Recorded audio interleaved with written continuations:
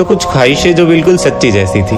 एक लड़की जो बिल्कुल बच्ची जैसी थी, हवाओं से बातें कर लेती थी और बेमतलब की बातों पे हंस देती थी। सोने के खलियानों को अपने कोमल हाथों से सींचे। उम्र थी अभी 17 साल, मतलब जवानी की दहलीज से सिर्फ एक कदम पीछे। और फिर एक दिन उसे एक मैसेज की आवाज आई, लेकिन उस आवाज की बंदिशें उसे समझ ही नहीं आई। तो जाने अनजाने में एक लड़के से मुलाकात हुई। हंसी मजाक करते करते प्यार भरी बातें हुई। नाना करते हुए भी दोनों एक दूसरे के करीब आ गए। फासले जरूर थे इस रिश्ते में, लेकिन फिर भी एक दूसरे को अपना गए। अब वो दिल्ली में रहती थी और वो वाराणसी। कहते हैं अगर किसी के बीच प्यार हो, मोहब्बत हो, तो फासले नजदीकियों के बीच नहीं आ पाते।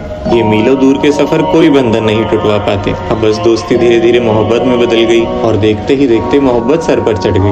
यूं ही बातें करते करते एक दूसरे के प्यार में खो गए और वक्त गुजरते देर न लगी कि उन्हें अब 2 महीने हो गए। हाँ, सिर्फ और सिर्फ 2 महीने। अब क्या हुआ कि एक रात उस लड़के ने उस लड़की से सवाल किया, इतना वक्त हो हमें साथ रहते हुए, क्या सच में तुम मुझे खोने से डरती हो? आज देर रात उसने सवाल किया, क्या सच में तुम मुझसे प्यार करती हो? उसने कहा, अरे तुम तो मुझ पे विश्वास ही नहीं करते हो, शायद इसीलिए ये हर सवाल हर रोज करते हो। अब उस लड़के ने कहा कि चलो बताओ तुम मेरे लिए क्या कर सकती हो? मैं अगर चला जाऊं तो मेरा कितना इंतजार कर सकती हो? तो कहती, जिस दिन शादी होगी ना उस दिन तुम्हें झूठा कर दूंगी, और इतना है तो खुद बताओ, जो बोलोगे वो कर लूंगी। तो कहता, देखो हम कपल हैं, इसलिए अब खुद को मत संभालो। और बस मौका देखकर कह दिया, सुनो वीडियो कॉल करो और अपने कपड़े उतारो। लेकिन इस बात से उसने साफ मना कर दिया और कह दिया जो करना है मिलकर कर लेना। लेकिन अब भी वो नहीं माना और कहता, यही तुम्हारा प्यार था, जाओ किसी और से कर लेना। पर अब क्योंकि उसे खोने से डरती थी, जैसे ही वो ना कह दे उस पे पागलों की तरह मरती थी। लेकिन फिर भी उसने खुद को समझाया और मना कर दिया। पर ये लड़ाई बढ़ती गई और पूरे 2 दिन तक उनकी बातें नहीं हुई। तीसरे दिन जब बात हुई तो उसने इतने मासूम चेहरे से उसे मनाया, 1 2 3 4 हजारों कस्मों का वादा दिलाया। भरोसे की बुनियाद के बाद उसने रिश्ता टिका लिया। पूरे 1 हफ्ते तक लड़ने के बाद उसने उसे मना लिया। अब घर वालों ने पर्सनल रूम तो दे ही रखा था, तो बस आधी रात आई, वीडियो कॉल और कपड़ा उतारना शुरू किया। जो जो वो कहता गया वो हर कदम आंख बंद करके लिया। उसके बदन का एक एक हिस्सा वो देख चुका था और एक नहीं अब हर रात ये होने लगा था। और अब उसे भी इन सब चीजों की आदत लग गई थी। मानो कि अब बिना शक किए वो ये सब कर गई थी। अब क्योंकि उस पर विश्वास बढ़ गया था, लेकिन अभी भी एक डर मन में घर गया था। पर वहाँ कोई मासूम किसी के जाल में फंस रहा था। वो लड़का उसकी एक एक वीडियो कॉल रिकॉर्ड कर रहा था। दिल के बहारों में कुछ फूल खिले नहीं थे। अब क्योंकि लॉन्ग डिस्टेंस रिलेशनशिप था इसलिए आज तक वो मिले नहीं थे। पर अब उस लड़की ने ट्यूशन जाना दोबारा शुरू कर दिया और एग्जाम्स का वक्त था तो उसे वक्त देना भी कम कर दिया। कहते हैं कि स्कूल का आखिरी साल 12 सालों में सबसे मजेदार होता है, तो बस मौज मस्ती, हंसी मजाक, रोज दोस्तों से मिलना। लेकिन उस लड़के को न जाने क्यों चुभने लगा था उसका हंसी खुशी से खिलना। इससे मत मिल, उससे बात मत कर, अरे यही कैरेक्टर था क्या तेरा, थोड़ी तो शर्म कर। ऐसा करते करते सबसे दोस्ती टूटवा दी और इस बार तो कुछ लड़कियां भी दुश्मन बनवा दी। धीरे धीरे ये सब सहना बहुत मुश्किल होने लगा था। टॉक्सिसिटी से भर गया था वो रिलेशन, इसलिए अब दूर होना ही सही लगने लगा था। उनकी रोज लड़ाइयाँ होती थी, रोज रात को वो रोती थी, खुद की खुशियों को मारती जा रही थी। दूसरी तरफ उसके शक की चिंगारी बढ़ती ही जा रही थी और अब वो उसे वीडियो कॉल से साफ मना कर देती थी। अरे नहीं थी वो खुश ऐसे बंधन में, तो बस लड़ लेती थी। पर आज तो हद हो गई जब उसने उस लड़की की आईडी से सबको गाली लिखकर कह दिया कि मुझसे बात मत किया करो। जब उससे बात हुई तो उसने उससे भी कह दिया कि तुम अब किसी से मत मिला करो। ये बदतमीजी, ये बेलिहाजी, ये बंदगी, बस अब ये सब मुझे सहना ही नहीं है। आज उसने सोच लिया था कि बस अब ये भाड़ में जाए, मुझे उसके साथ रहना ही नहीं है। और इस बार उनकी एक बहुत बड़ी लड़ाई हो गई। पर इस बार अपनी जगह वो बहुत अच्छे से खड़ी हो गई। पर उसने एक गलती ये कर दी कि उसे जलाने के लिए झूठ बोल दिया कि देख मैंने एक नया बॉयफ्रेंड बना लिया। जिस लड़के से वो सबसे ज्यादा चिढ़ता था उसी की तस्वीर भेजकर कह दिया, देख मैंने इसे अपना लिया। और बस इस बार पारा सर से ऊपर चढ़ गया था। मानो किसी दुश्मन की तरह वो अपने घर से बदला लेने के लिए निकल गया था।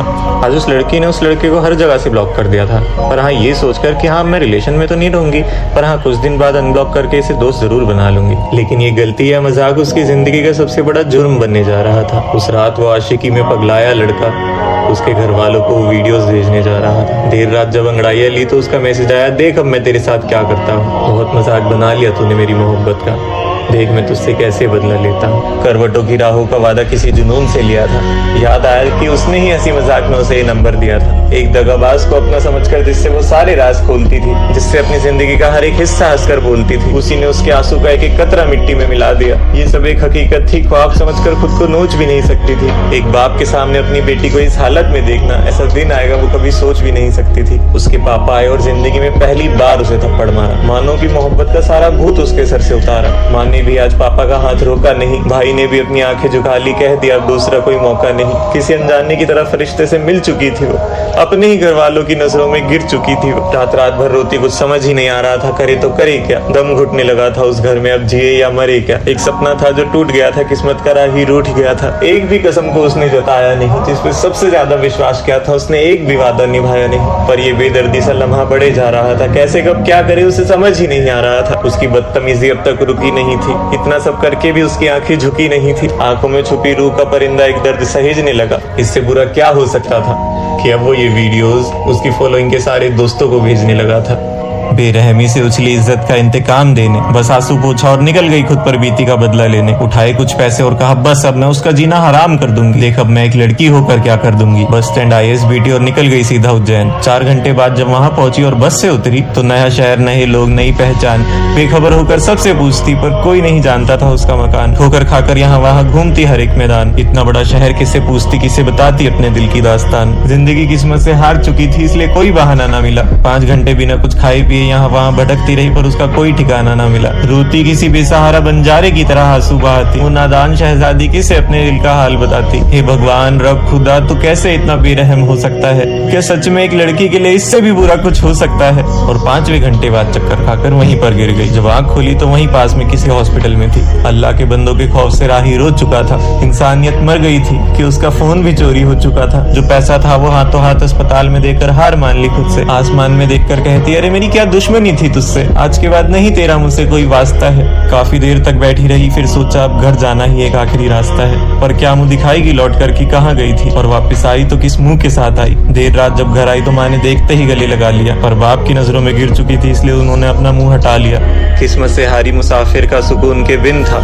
आज उसकी जिंदगी का सबसे भारी दिन था। उन आंधियों में वो सांसें कैद होकर ऐठ गई। आधे घंटे बाद वो अपने कमरे में जाकर बैठ गई। एकदम चुप थी, ना कुछ बोल रही थी ना कुछ सुन रही थी। ये मंजर बहुत दर्द भरा था जिसे वो बुन रही थी। और बस आज रात उसकी खिड़की से एक शोर आ रहा था, मानो कि उसे कोई फरिश्ता बुला रहा था। आंखों में एक आंसू तक नहीं बचा था जो लम्हा नम हो जाएगा। ऐसा लग रहा था कि आज सब कुछ खत्म हो जाएगा। और आज उसने एक बार फिर से अपना फोन उठाया। झलकते आंसुओं से सबसे पहले उसी का नंबर मिलाया। आज फिर एक वीडियो कॉल हुई जो उसकी जिंदगी की आखिरी वीडियो कॉल बनने जा रही थी। जैसे ही उस लड़के ने अपना फोन देखा तो उसे लगा कि आज इसे मेरी याद क्यों आ रही थी। जैसे ही फोन उठाया तो आज दोबारा वो अपने कपड़े उतारने लगी। एक हैवान की नीयत को नजरअंदाज करके अपना जिस्म बजारने लगी। पलक से आंसू बहे जा रहे थे पर वो बेशरम अभी भी उसको समझ नहीं पा रहा था। थोड़ा और नीचे करते करते आज फिर वही वक्त दोहरा रहा था। करीब आधे घंटे तक वो वीडियो कॉल करके जब उसने उसे अपना चेहरा दिखाया, काली आंखों में आंसू से लदा एक सपना ठुकराया। वो आज ऐसे चुप थी जैसे उसे कुछ हो गया था, मानो ये लम्हा किसी बंदगी में खो गया था। फोन काटा और कदम बढ़ाने शुरू किए। बंद किया दरवाजा, आज अपनी मोहब्बत के सबूत दिए। आज मानो रोती चिड़िया ने अपना घर खुद ही तोड़ दिया। घड़ी की आवाज ने सुई को किसी बुरे वक्त की ओर मोड़ दिया। होशो आवाज से कहीं दूर कहीं वो खो रही थी। आंखों में आंसू बचे तक नहीं थे फिर भी वो रो रही थी। दूर किसी शहर से चिल्लाने की आवाज आ रही थी। उसे समझ ही नहीं आ रहा था कि वो आज क्या करने जा रही थी। गले में पहनी चुन्नी में गांठ लगाई प्यार की, तोड़ दी उसने सारी जंजीरें अपने एतबार की। आंसू की माला को जख्म देने जा रही थी। आज वो खुद की गलती की सजा खुद को देने जा रही थी। उठी अचानक उस कुर्सी को अपने पैरों से गिरा दिया, तोड़ दिए सारे बंधन और खुद को लटका लिया।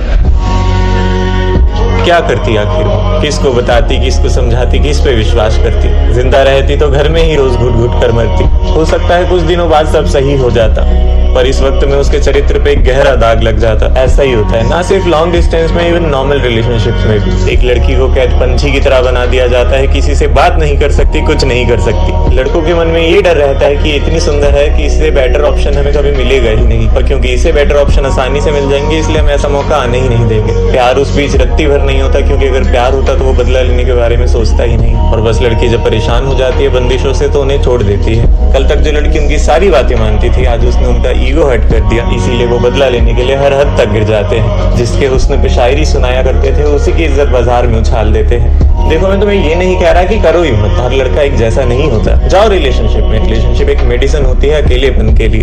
एक अकेले इंसान को एक रिलेशनशिप ये सहारा देता है। और मजे भी करो, यही उम्र है तुम्हारी मजे करने की, क्योंकि कई मैनिपुलेशन के बाद तुम वो सब करने के लिए रेडी हो ही जाओगी। और अगर वीडियो कॉल्स पे ये सब करती हो या फिर अपनी कुछ फोटोज भी भेजती हो तो कभी भी अपना फेस शो मत करना, हमेशा अपने फेस को हाइड रखना है ऐसी फोटोज में। और अगर लॉन्ग डिस्टेंस रिलेशनशिप है तो सबसे पहले उसके सारे कॉन्टेक्ट्स, सारी डिटेल्स, उसका एड्रेस, उसके घर वालों के कॉन्टेक्ट लेकर ही ऐसा कदम उठाना।